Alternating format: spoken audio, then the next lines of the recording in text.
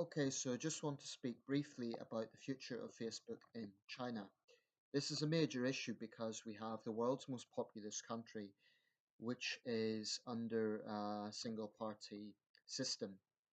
And we have one of the world's biggest websites, possibly, unless I'm mistaken, the world's biggest website, certainly for social networking purposes, Facebook. Now, it's no mystery that in the last few years, Mark Zuckerberg has being trying to cozy up to Beijing as best as possible in order to get a sort of gateway into the country. This makes sense from a business point of view. China has a huge internet market, some in the region of 800 million internet users. Um, and obviously, this is it's well documented that the Chinese internet is heavily censored by the Communist Party. Within that domain, there is a lot of scope for discussion. There are a lot of social issues raised there. Um, and there's a lot of trivial things, pop songs like uh, Sinopop and uh, the same sort of purposes that people use the internet all over the world for shopping and gossip, that sort of thing. But of course, it is more strictly controlled when it comes to criticizing the party. Not quite as rigid as the days of Mao, but nevertheless, under Xi Jinping, very, very tightly controlled. There are certain websites, of course, that are permitted in China, such as Google and so on. And this is somewhat curious because Google, you can type in certain things to Google. Although I tried something when I was there, I tried to type in Tiananmen Square protest just to see what would happen, and nothing came up except the general tourist website about Tiananmen Square. The whole 1989 was like service not found. Um, Basically, as I understand it, Mark Zuckerberg is actually prepared now to discuss a way forward, way forward,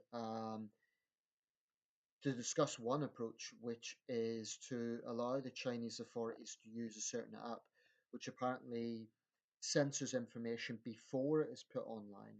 Now, the current situation is in keeping with other US companies insofar as they basically respect the sovereign laws of whatever country they're operating in. There has also been censorship issues in countries like Turkey, Pakistan, and Russia.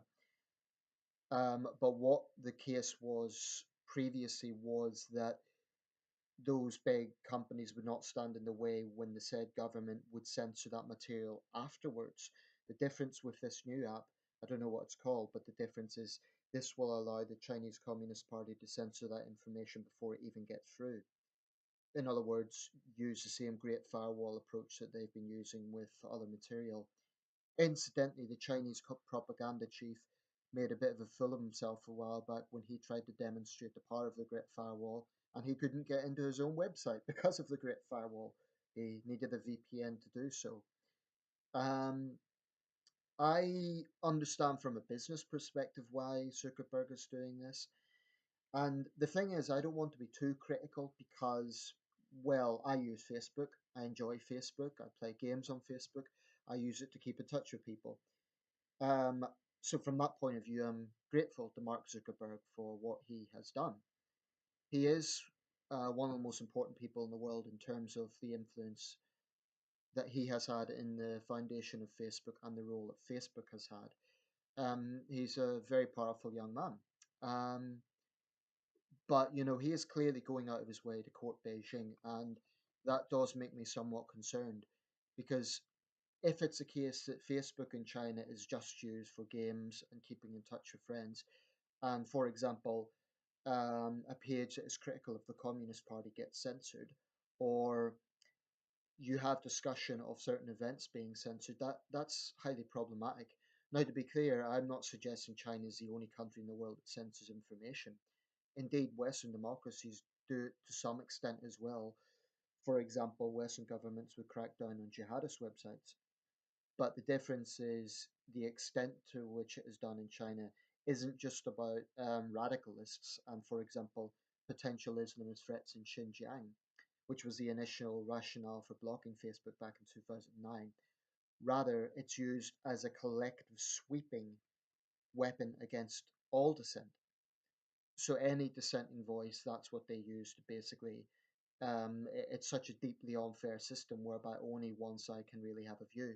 And when I've been in debate with Chinese, um, um, I was going to say associates, I'm trying to find the right word. When I've been in debate, because these people aren't close friends, but people that I've known, let's put it that way, about this, they say, oh, but people can criticize the party. They can criticize the party to some extent. They certainly can't campaign. They certainly cannot, um, say, for example, join a group that supports a lawyer who is standing up for environmentalists who have got into a clash with the Communist Party or something like that. So Chinese democracy is nothing of the sort.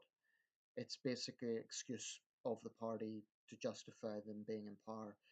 Um, so, I understand from a business perspective that the outlook that Mark Zuckerberg would have or other big CEOs of companies would be pretty different from the outlook of human rights campaigners. I get that. And I understand that they don't see the perspective of what Mark Zuckerberg is probably seeing, which is a vast market. But what is the point of that if it's completely one-sided? I mean, what is Facebook getting from that? I'm not thinking so much about Mark Zuckerberg personally. He's a rich man. He's going to benefit either way. But Facebook as a company, um, I mean, a few years ago, Mark Zuckerberg said he wanted to hold steadfast to the principles of free speech, and yet here he is courting an authoritarian regime that doesn't tolerate any sort of dissent. Um, and I appreciate that it's a difficult one because on one hand, if you completely say, okay, well, I'm just not going to market in China at all, that deprives millions of Chinese internet users from the potential of using such websites. But the problem is, I think he is so eager to get in with Beijing that he's prepared to give them anything. That's a mistake. And I'm concerned about that. I believe that would be a mistake. If I was Mark Zuckerberg, I'd probably go for something of a neutral approach. I wouldn't be too vocal, probably, on some of the human rights issues when I'm trying to do business. That just wouldn't make sense. At the same time, I wouldn't be silent and apathetic and say, and actively court any sort of notion of trying to silence dissenting views. It's not an easy one, um, but I hope Facebook doesn't go down that line because if it does, then it's pointless. Because frankly, you can play games and everything and go shopping on Weibo or QQ or other Chinese networks. Chinese people don't need that. They need more transparency. They need more platforms to discuss important issues. Um, so yeah, I think it would be a mistake to go too far in his courting of Beijing. That's just my opinion. Incidentally, many Chinese people I know do feel frustrated at the absence of Facebook, and it isn't that they have any strong views on human rights. That isn't so much the issue. It's more the practical reasons because they want to keep in touch with Western friends. It's also that they know they're missing something, and it's not that Facebook is without its faults. Obviously, there's other websites out there, but it's just the principle of it, and that's the issue. Some communist sources may say officially it's to stop Chinese companies having competition or something, to try and say it's about that sort of nationalism. It's nothing of the sort. It's just to stop the Communist Party potentially having platforms where people can criticize it. Because the Communist Party is notoriously thin-skinned. They don't like criticism. And the thing is, Facebook will have groups that are offering a platform for critique. Now, I understand if they're censoring terrorist material because that is an actual threat, but that's a big difference with groups that are saying President Xi do something about corruption or protect environmental activists, etc.